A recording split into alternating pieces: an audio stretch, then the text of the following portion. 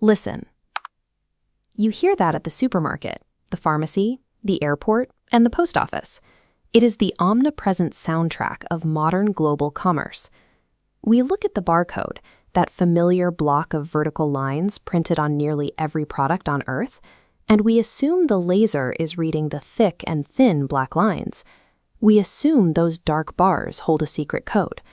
But the machine is completely blind to the black lines. To a scanner, the dark ink is a void where the laser light is simply absorbed and lost. Those bars are only there to serve as fences. The actual data, the real information, is located in the white gaps.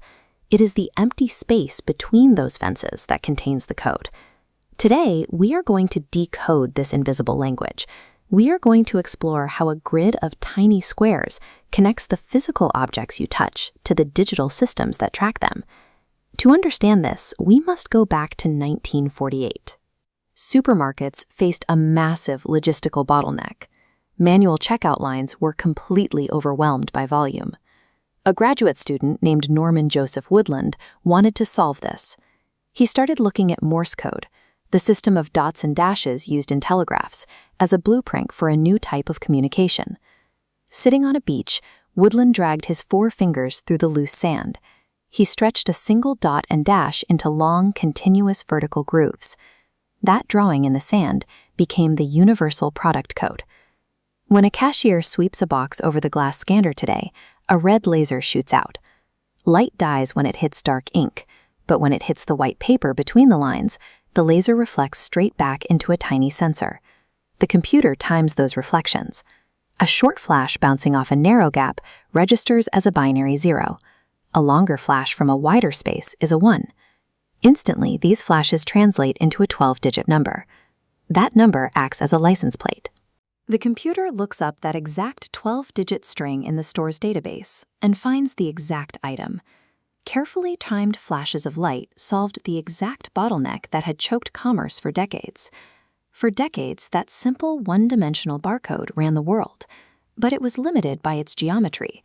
Because it was a single line, it could only hold a tiny amount of information, usually just 12 to 20 numbers. By the 1990s, a Japanese company manufacturing car parts struggled to track thousands of components. They needed a system with far more data density. A brilliant engineer named Masahiro Hara stopped thinking in lines and started thinking in grids. He stretched the horizontal barcode downwards, creating a 2-dimensional matrix, the quick response code. But reading a 2D grid is difficult. If the camera is tilted, upside down, or curved, the grid skews and distorts violently. Hara solved this using geometry. In 3 of the corners, you will see identical nested squares. When a camera sees a QR code, it uses these to calculate which way is up. In a microsecond, the software mathematically flattens the warped image, making the chaotic sea of pixels readable no matter the angle. But physical objects live in a messy world.